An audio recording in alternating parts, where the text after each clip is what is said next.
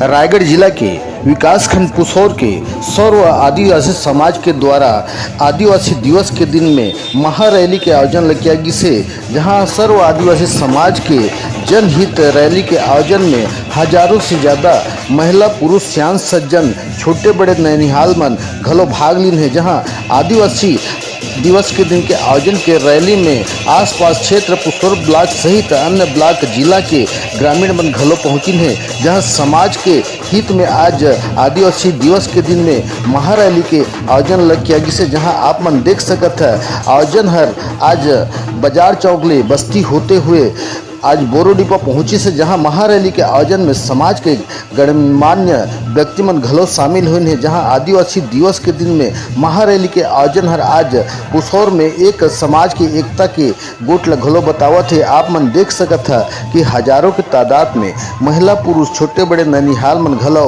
Rally में भाग लीन हैं। जहां आदिवासी दिवस के दिन में ये रैली हर बाजार चौक ले होकर के पुसौर के इंद्रप्रस्थ स्टेडियम मंडी प्रांगण में पहुंची, जहां आप मन देखा था।